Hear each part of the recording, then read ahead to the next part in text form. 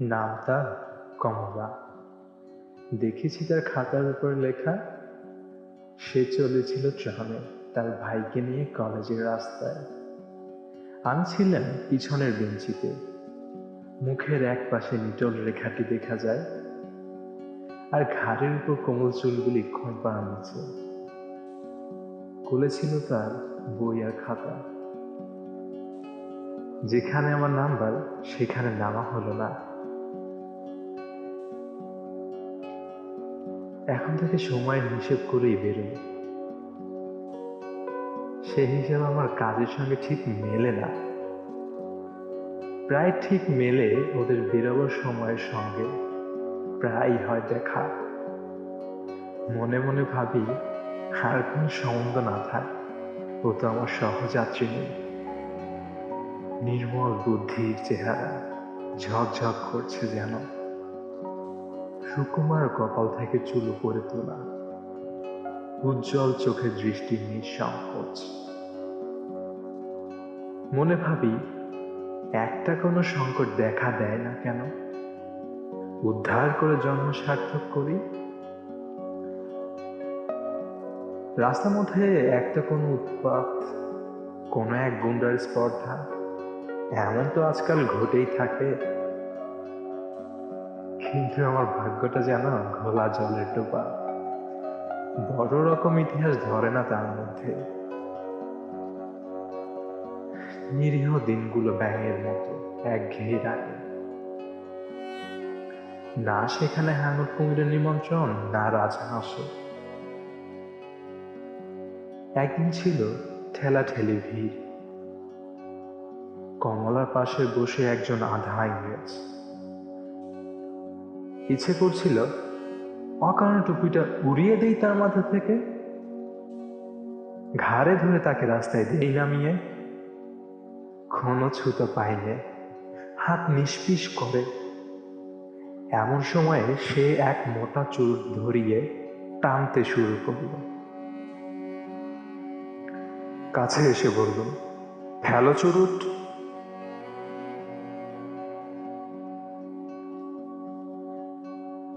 যেন পেলই না শুনতে। ধোঁয়া ওড়াতে লাগলো বেশ ঘোরালো করে। মুখ থেকে টেনে ফেলে দিলাম চুরুট রাস্তায়। হাত মুঠো পাকিয়ে একবার তাকালো কটমট করে, আর কিছু বললে না। এক লাফে নেমে গেল। বোধহয় আমাকে চেনে।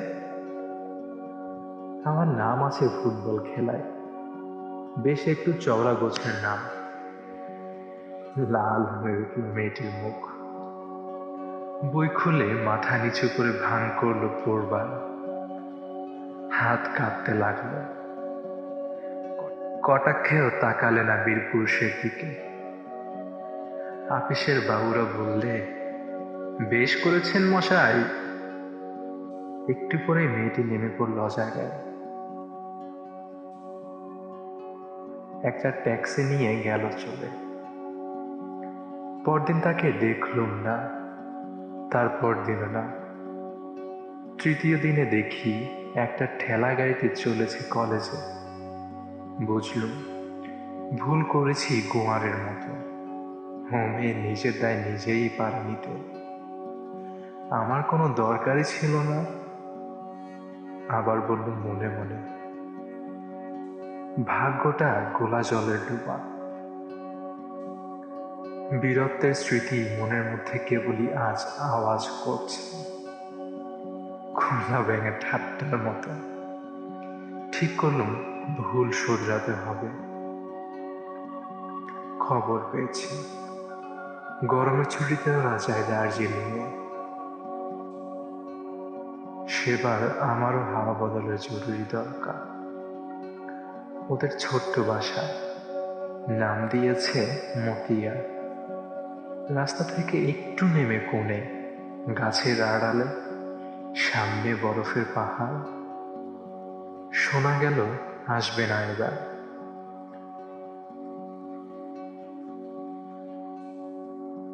ফিরবো মনে করছি, এমন সময় আমার এক ভক্তের সঙ্গে দেখা। মোহনলাল। রোগা মানুষটির লম্বা, চোখে চশমা, দুর্বল পাকযন্ত্র। দার্জিলিংয়ের হাওয়ায় একটু উৎসাহ পাই। সে বললে, তনুকা আমার বোন, কিছুতেই ছাড়বে না তোমার সঙ্গে দেখা না করে। মেয়েটি ছায়ার মতো, দেহ যতটুকু না হলে নয় ততটুকু, যতটা পড়াশোনায় ঝোঁক আহারে ততটা নয়। ফুটবলের সর্দারের পরে তাই এত অদ্ভুত ভক্তি। মনে করলে আলাপ করতে এসেছি, সেই আমার দুর্লভ দায়। হায় রে ভাগ্যের খেলা। যেদিন নেমে আসবো তার দুদিন আগে তনুকা বললে, একটা জিনিস দেব আপনাকে, যাতে মনে থাকবে আমাদের কথা। একটি ফুলের গাছ। হে হে এক উৎপাত, চুপ করেই রইল। তনুকা বললে, দামি দুর্লভ গাছ, এদেশের মাটিতে অনেক যত্নে বাঁচে। জিজ্ঞেস করলেন, নামটা কি? সে বলল, ক্যামেলিয়া। চমক লাগলো। আরেকটা নাম ঝলক দিয়ে উঠল মনের অন্ধকারে। সে বললেন, ক্যামেলিয়া। সহজে বুঝি এর মন মেলে না। তনুকা কি বুঝলে জানি না, হঠাৎ লজ্জা পেল, খুশিও হলো। চললেন টব শুদ্ধ গাছ নিয়ে।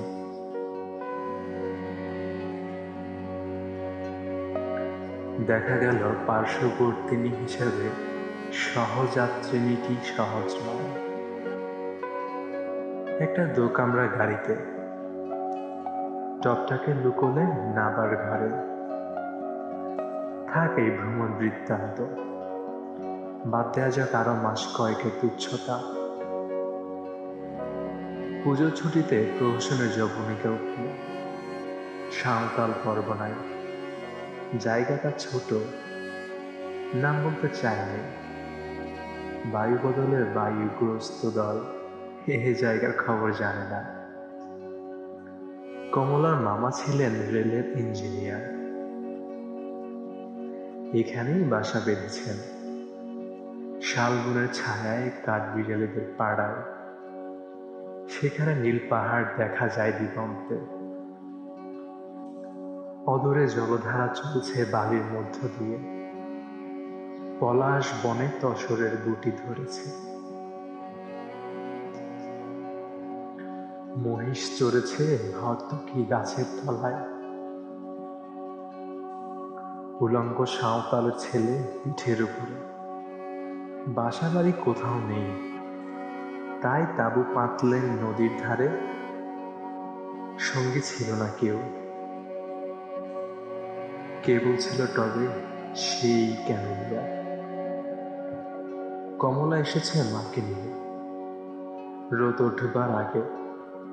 হিমেল ছোঁয়া স্নিগ্ধ হাওয়া শাল বাগানের ভেতর দিয়ে বেড়াতে যায় ছাতি হাতে।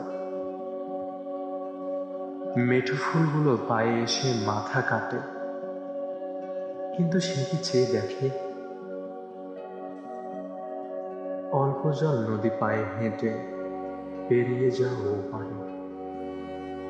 সেখানে শিশু গাছের তলায় বই পড়ে। আর আমাকে সে যে চিনেছে তা জানলাম আমাকে লক্ষ্য করে না বলেই। একদিন দেখি নদীর ধারে বালির উপর চড়ি ভাতি করছে এরা। ইচ্ছে হলো গিয়ে বলি, আমাকে কি দরকার নেই কিছুতেই?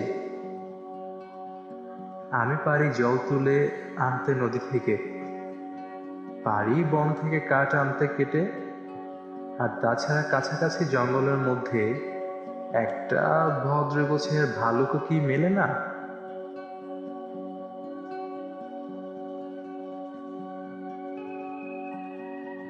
দেখলে দলের মধ্যে একজন যুবক, শার্ট পরা, গায়ে রেশমের বিলিতি জামা, কমলার পাশে পা ছড়িয়ে হাবানা চুরুট খাচ্ছে, আর কমলা অন্য মনে টুকরো টুকরো করছে একটা সেতু জবার পাখি। পাশে পড়ে আছে বিলিতি মাসিক পত্র।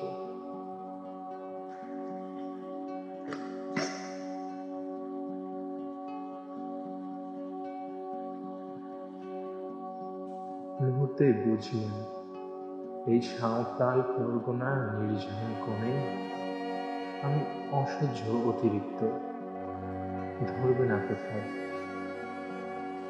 তখনই চলে যেতেন, কিন্তু বাকি আছে একটি কাজ। আর দিন কয়েকেই ক্যামেলিয়া ফুটবে, পাঠিয়ে দিয়ে তবেই ছুটি। সমস্ত দিন বন্দুক ঘাড়ে শিকারে ফিরি বনে জঙ্গলে, সন্ধ্যার আগে ফিরে এসে টবে দিই জল, আর দেখি কুড়ি এগুলো কত দূর।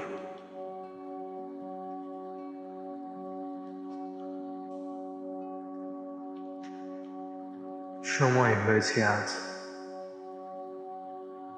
যে আনে আমার রান্নার কাঠ, ডেকেছি সেই সাঁওতাল মেয়েটিকে। তার হাত দিয়ে পাঠাবো শাল পাতার পাত্রে। তাঁবুর মধ্যে বসে তখন পড়ছি ডিটেকটিভ গল্প। বাইরে থেকে মিষ্টি সুরে আওয়াজ এলো, বাবু, ডেকেছিস কেনে?